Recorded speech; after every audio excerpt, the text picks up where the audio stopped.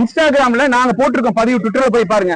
அவ்வளவு பேர் ஜெர்மனில சயின்டிஸ்டா இருக்கேன்னு போட்டிருக்காங்க, ஒரு இன்னைக்கு ஸ்டூடியோ நடத்துறேன்னு போட்டிருக்காங்க, ஒரு மியூசிஷியனா இருக்கேன்னு போட்டிருக்காங்க, இன்னைக்கு ஒரு ஆர்மியில் ஐடி ஸ்டாஃபா இருக்கேன்னு போட்டிருக்காங்க, பிரைவேட் பேங்க்ல டெபியூட்டி மேனேஜரா இருக்கேன்னு போட்டிருக்காங்க. இதெல்லாம் இந்த லேப்டாப்னால கிடைச்சாங்க. ஒருத்தர் இன்னைக்கு பிஹெச்டி பண்ணிருக்கா, 15 வருஷம் அந்த லேப்டாப் யூஸ் பண்றேன்னு போட்டிருக்காங்க. அப்ப இவ்வளவு ஒரு நல்ல திட்டத்தை நிறுத்தினா ஏன் நிறுத்தணும்?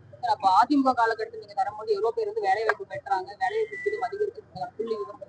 அதாங்க இப்ப நான் சொன்னது ஒரு எடுத்துக்காட்டு. சரிங்களா? அரசு கெசெட்ல தான் புள்ளி விவரங்கள் எடுக்க முடியும்.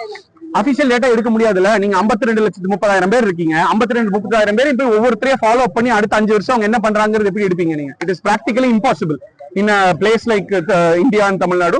ஏன்னா 10 வருஷத்துல 52,35,000 பேர் கொடுத்துருக்கோம் நாங்க. ஆனா கீழே நீங்க நான் ஒரு சின்ன ஒரு வீடியோ போட்டதுல அவ்வளவு கமெண்ட்ஸ் அத்தனை பேர் பெனிஃபிஷியரிஸ் சொல்றாங்க. அதுவே ஒரு எக்ஸாம்பிள், ஒரு எடுத்துக்காட்டுக்காக நான் சொல்றேன். நீங்க போய் விசாரிங்க. இன்னொன்னு சரி விடுங்க, அதிமுக ஆட்சியில லேப்டாப் கொடுத்தீங்க 52 லட்சம், அதனால என்ன பையன் அதெல்லாம் விடுங்க. நீங்க பிராக்டிகலா யோசிங்க. உங்க வீட்டுல ஒரு தம்பியோ பையனோ கசினோ யாரோ இருக்காங்க, 11ஆவதுல லேப்டாப் வாங்கி கொடுத்தா ஒழுங்கா படிக்கிற பையன் சின்சியரா உட்காந்து 6 வருஷம் அதை பயன்படுத்தினா அவனுக்கு உபயோகமா இருக்குமா இருக்காதா? இருக்கும். இது நம்ம எல்லாருக்குமே தெரியும், பிராக்டிகலான விஷயம் தான். அப்ப அது உபயோகமா இருக்கிறதுக்கு அரசு செயல்படல. அதைத்தான் நாங்க முன் வைக்கிறோம். இதை வன்மையா கண்டிக்கிறோம். கண்டிப்பா எல்லா ஸ்டூடெண்ட்ஸ்க்கு கொடுங்க. உங்க வீட்டு பசங்க மட்டும் நல்லா இருந்தா போதுமா?